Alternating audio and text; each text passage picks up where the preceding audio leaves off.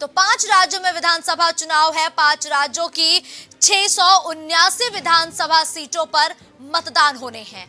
कुल मतदाता 16.1 करोड़ के लगभग बताए गए हैं और नए मतदाता 60 लाख है, यानी कि 60 लाख नए वोटर्स, नए युवा इस बार अपने मत का इस्तेमाल करेंगे। राजस्थान में 23 नवंबर को चुनाव होगा। राजस्थान में एक फेज में चुनाव होगा। मध्य प्रदेश में 17 नवंबर को चुनाव होने हैं। मध्य प्रदेश में भी एक ही फेज में चुनाव होना है। जबकि छत्तीसगढ़ में 2 चरणों में वोट डाले जाएंगे, 7 और 17 नवंबर। जबकि मिजोरम में 7 नवंबर को जनता अपने मत का इस्तेमाल करती हुई नजर आएगी। वही तेलंगाना में 30 नवंबर को चुनाव होने हैं। तो 5 राज्यों में विधानसभा चुनाव है, जिसके नतीजे 3 दिसंबर को घोषित भी हो जाएंगे। उससे पहले सभी पार्टियों ने कमर कस ली है। भारतीय जनता पार्टी ने मध्य प्रदेश में तो जो प्रत्याशी है उनकी एक लिस्ट भी जारी की है, जिसमें केंद्रीय मंत्रियों के साथ ही सांसदों को भी प्रत्याशी बनाया गया है। 5 राज्यों में तारीखों का ऐलान हो चुका है। इन 5 राज्यों में छत्तीसगढ़ एक ऐसा राज्य है जहां पर 2 फेज में, यानी कि 2 चरणों में मतदाता अपने मत का इस्तेमाल करेंगे।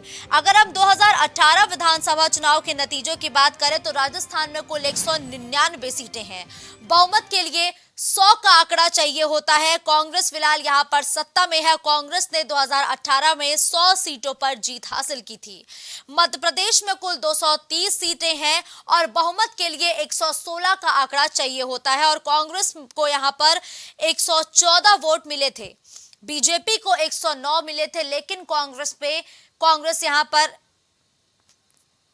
वोट तो इसको फुल मिल गए थे, लेकिन उसके बावजूद भी यहां पर सत्ता लंबी नहीं चल सकी कांग्रेस की और एक बार फिर से सत्ता पलटी भारतीय जनता पार्टी के पास। एक बार फिर से फिलहाल मध्य प्रदेश की सत्ता है। छत्तीसगढ़ की कुल 90 सीटें हैं, जहां पर 46 बहुमत के लिए चाहिए होती हैं। कांग्रेस के पास 68 सीटें हैं। वहीं तेलंगाना की कुल सीटों की बात करें तो 119 सीटें तेलंगाना विधानसभा से हैं, जहां बहुमत के लिए 60 का आंकड़ा चाहिए होता है। यहां टीआरएस के पास 88 सीटें हैं, कांग्रेस के पास 19 सीटें हैं। मिजोरम में कुल सीटें हैं 40, यानी कि 40 विधानसभा है, जहां पर 21 का आंकड़ा बहुमत के लिए चाहिए होता है। सरकार बनाने के लिए 21 सीटों पर जीत हासिल करना जरूरी होता है। एमएनएफ के पास 26 है, कांग्रेस के पास 5 है, बीजेपी के पास 1 है और जेपीपी के पास 8 है।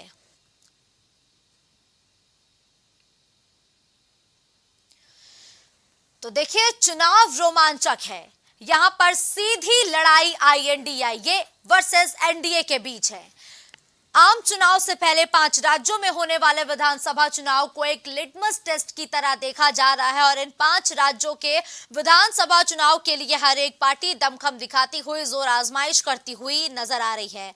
अगर हम राजस्थान की बात करें तो यहां फिलहाल सत्ता कांग्रेस के हाथों में है। छत्तीसगढ़ की सत्ता फिलहाल कांग्रेस के हाथों में है। मध्य प्रदेश की अगर हम सत्ता की बात करें तो मध्य प्रदेश में फिलहाल भारतीय जनता पार्टी काबिज है, क्योंकि कांग्रेस की सरकार बहुमत का आंकड़ा छूने के बावजूद भी महज 15 महीने ही टिक पाई थी।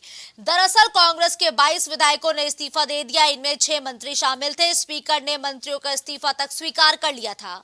इस्तीफे के कारण कमलनाथ सरकार अल्पमत में आ गई थी। मामला सुप्रीम कोर्ट तक भी पहुंचा था। कमलनाथ सरकार को फ्लोर टेस्ट कराने का आदेश दिया था, मगर फ्लोर टेस्ट करने से पहले ही कमलनाथ ने सीएम के पद से इस्तीफा दे दिया। बाद में भाजपा ने बागी विधायकों को मिलाकर अपने पास 127 विधायक कर लिया और एक बार फिर से सत्ता पर काबिज हो गई। शिवराज सिंह चौहान चौथी बार राज्य के मुख्यमंत्री बने। और राजस्थान की अगर हम बात करें तो राजस्थान में फिलहाल यहां पर कांग्रेस पार्टी का कब्जा है।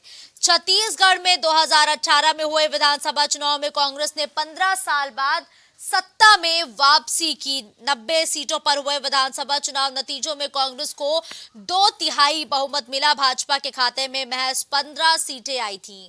फिलहाल छत्तीसगढ़ के पास कांग्रेस की सरकार है, यानी कि छत्तीसगढ़ में कांग्रेस की सरकार है। भाजपा कि अगर हम बात करें तो फिलहाल मध्य प्रदेश में भारतीय जनता पार्टी काबिज है।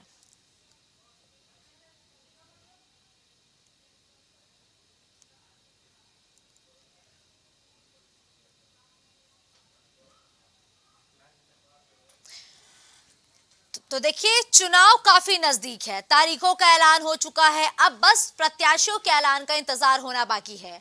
अगर अब मध्य प्रदेश की बात करें तो 39 सीटें ऐसे हैं जहां भारतीय जनता पार्टी ने चुनाव की तारीखों के ऐलान से पहले ही अपने प्रत्याशियों का ऐलान कर दिया है। फिलहाल अभी कांग्रेस की तरफ से किसी को चुनावी मैदान में नहीं उतारा गया है। राजस्थान, मध्य प्रदेश और छत्तीसगढ़ में कांग्रेस के खिलाफ आम आदमी पार्टी चुनाव लड़ रही है। लोकसभा चुनाव में जहां विपक्षी दल यानी कि आईएनडीआई अपनी एकजुटता दिखा रहा है, तो वहीं विधानसभा चुनाव में जो तमाम विपक्षी दल है वो अलग अलग अपने दम पर अपनी दावेदारी पेश कर रहे हैं। राजस्थान, मध्य प्रदेश और छत्तीसगढ़ में कांग्रेस के खिलाफ आम आदमी पार्टी चुनाव लड़ रही है। बीजेपी के खिलाफ तैयार हुए विपक्षी गठबंधन आईएनडीआई में कांग्रेस और आप दोनों शामिल हैं, मगर विधानसभा चुनाव में दोनों एक दूसरे के खिलाफ लड़ रही हैं।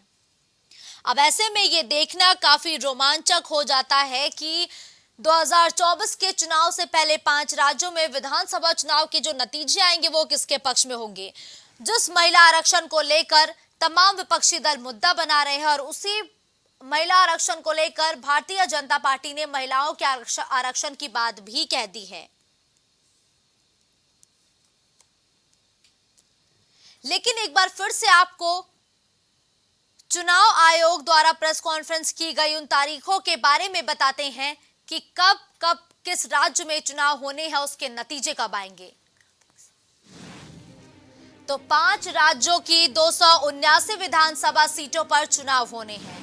कुल मतदाताओं की संख्या इन 5 राज्यों में 16.1 करोड़ की बताई गई है। इसके साथ ही नए अगर हम वोटर्स की बात करें तो 60 लाख वोटर्स इस वक्त नए जुड़े हैं। राजस्थान में 23 नवंबर को चुनाव होने हैं। राजस्थान की जनता 23 नवंबर को अपने मत का इस्तेमाल करेगी। तो वही मध्य प्रदेश में 17 नवंबर को चुनाव होने हैं।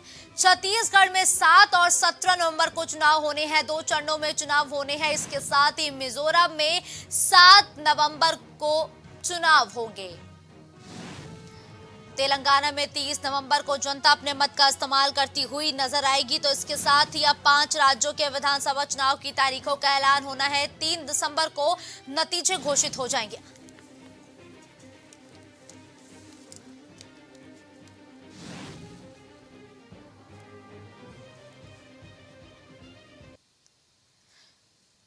तो देखिए, तारीखों का ऐलान हो चुका है। सभी पार्टियों की अपनी अपनी रणनीति क्या है, किस एजेंडे के तहत अब वो अपना जनाधार बढ़ाने की कोशिश करेंगी, क्योंकि लगातार तारीखों का इंतजार था।